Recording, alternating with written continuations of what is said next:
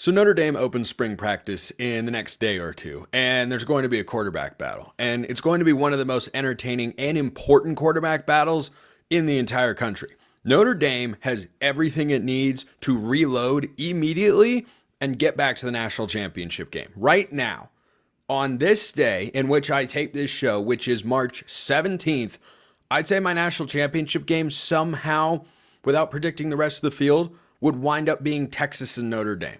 Those teams right now, boy, I tell you what, they've got a lot of things going for them. And Notre Dame arguably has even more than Texas. Of course, they don't have that quarterback thing figured out just yet. So Steve Angeli and CJ Carr, I hope I'm pronouncing Angeli correctly. I think I am, but you never know these days. I look at those two guys and say, boy, you guys are not having a traditional battle, because a lot of places when you're having a quarterback battle, you're trying to figure out who's going to be the guy who we turn to win games. Who are we going to run the offense through? Who are we going to rely upon to be a winning program in 2025? That's not really what's happening here. I think there's a really strong likelihood that whoever wins this battle doesn't play the entire season. Doesn't mean they won't start every single game. I'm just saying whoever the backup is here could work his way into the fold or have a role in some capacity this fall. Because the Notre Dame quarterback situation is one of the best jobs that you can walk into in the entire country this year. Their offensive line should be so good that they have had starting caliber guys transfer out, like Pat Coogan, who was their starting center all of last season, as they made a run to a national championship game without having a super dynamic passing offense, running the ball incredibly well. And if you remember that drive to begin the game when they made a statement against Ohio State, of course, the Buckeyes responded more than a couple times. They went down the field and just kept running the ball, kept running the ball, kept running the ball. You knew it was going to arrive again and again, and they couldn't stop it. Now, that wasn't sustainable, but at the center, literally, of all of that was Pat Coogan. He transferred out, not because he didn't like being at Notre Dame, because they don't feel like he would have started, because the guy who he replaced going into the year, they feel like he's even better. Coogan's now at Indiana and is going to be really important for Fernando Mendoza and the Hoosiers if they want to get back to the college football playoff this year. So I look at this Notre Dame offensive line, and he's not the only guy that was starting this past year that's transferred out, because they know how good of a unit they should have this season. So that's a great place to start if you're a quarterback, isn't it? Hey, how's my offensive line? Oh, I'm going to be well protected? Well, hey, isn't that just dandy? And indeed it is. So CJ Carr, who has not attempted a pass in his career, he was injured this past season. He's the grandson, by the way, of Lloyd Carr, the legendary Michigan coach. Yeah, so some pretty good football genes in that kid's veins. But Angeli's got more experience. He threw a pass on a fake punt that was perhaps mildly telegraphed against Ohio State. But he's going into his third year. And in the last two seasons, he's thrown 80 passes. He's had 772 yards total, 10 touchdowns, 1 pick. Now, that's not a lot over the course of 2 whole seasons, but it's a lot more than CJ Carr. So if Carr wants to win this job, he's going to have to really impress, because, what we saw, or what we have seen in limited action from Angeli is, hey, this guy could be pretty good. But CJ Carr was the number 6 quarterback in the class of 2024, the number 2 pocket passer in that class as well.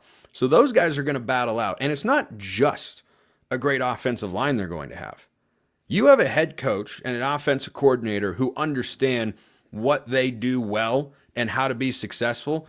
And that's primarily running the football, which I have always heard, or at least someone has said to me once upon a time, a quarterback's best friend is a running game. Yeah, it is. Because play action passes, boy, you don't get guys as open as you do on traditional dropbacks compared to when you have a well-executed and well-timed play action passing attack. So Riley Leonard last year for Notre Dame, I felt like he was a championship caliber piece, and he wasn't even as productive as I thought he might be. I thought Leonard had another gear as a passer. They never really settled into it, but they figured out what they do.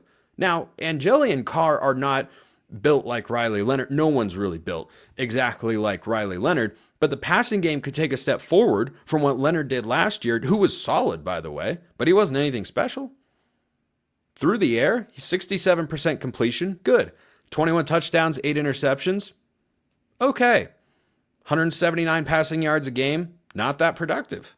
Now, the question for Notre Dame is, are they going to have the wide receivers? That's really the only aspect of being Notre Dame's quarterback that might be challenging this year. Now, Jaden Greathouse had a breakout performance, of course, against Ohio State. He's back for the Irish this fall.